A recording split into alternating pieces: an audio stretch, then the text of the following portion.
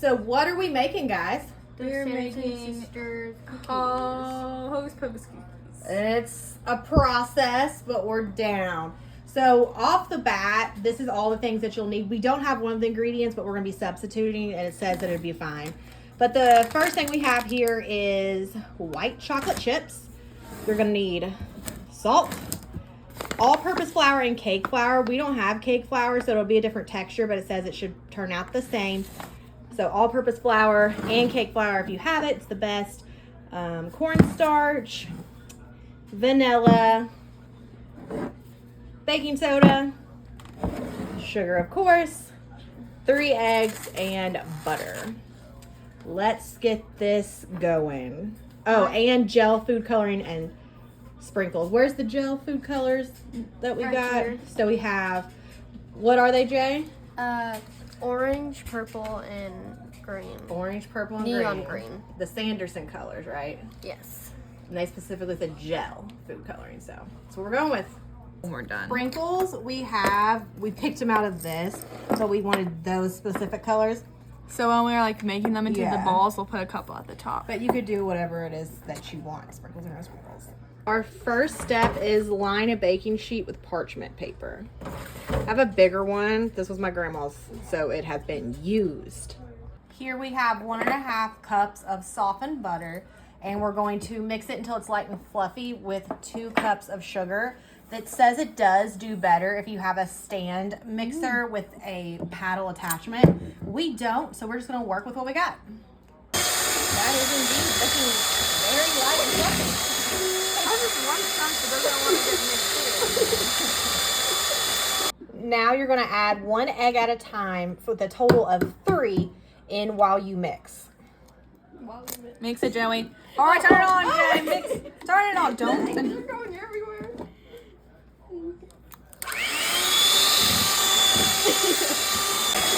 Now egg number 2. Oh my God. And then we have 1 more egg to add.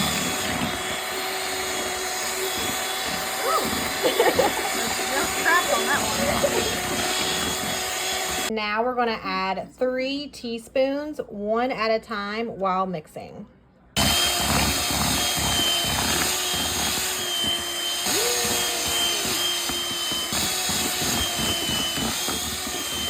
Now this bowl gets a break and we work on another one.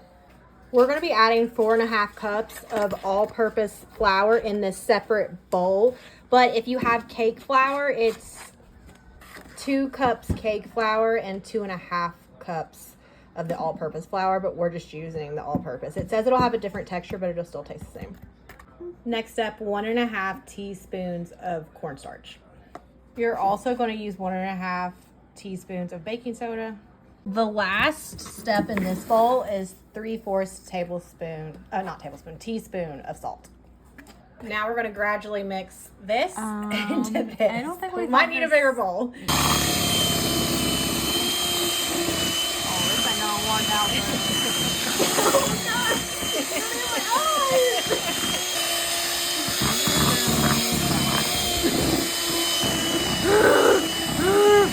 Now we're just going to dump it out. This is a step that we're adding, and we're just going to mix it a little bit better with our hands.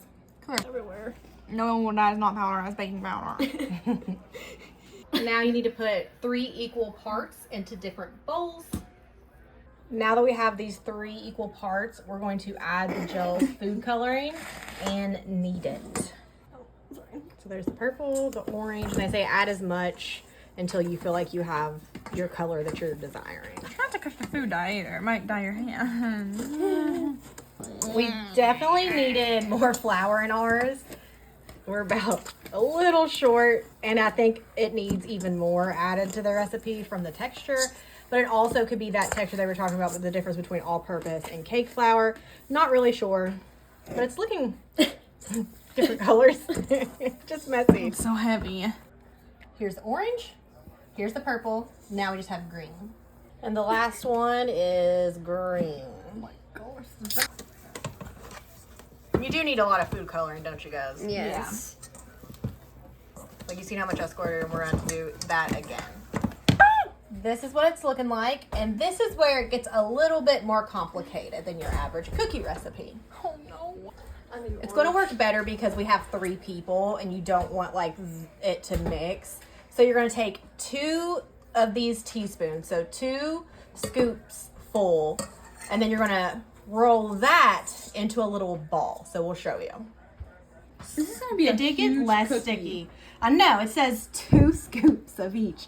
And then it's going to look like this, and you're going to have to push them together but not mix them together, which it feels like it should be 1 scoop, but we're following the recipe here. It's gonna be one bang, mama of a cookie.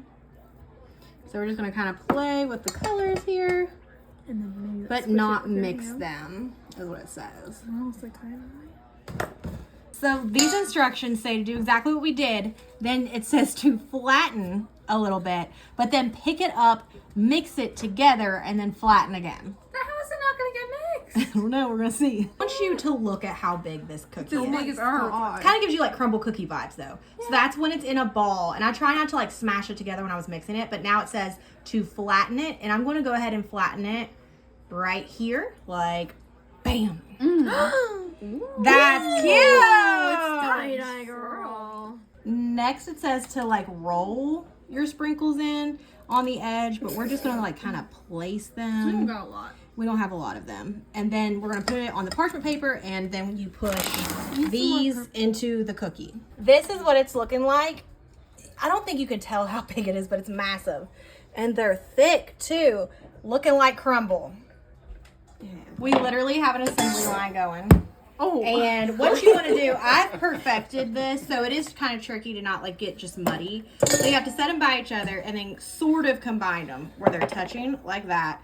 Then you're going to want to smash them over here like that.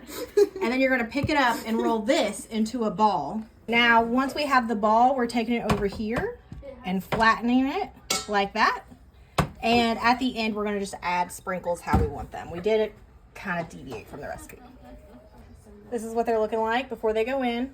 I'm interested to see with how like thick these are, how they turn out. But it's 400 degrees at 11 minutes.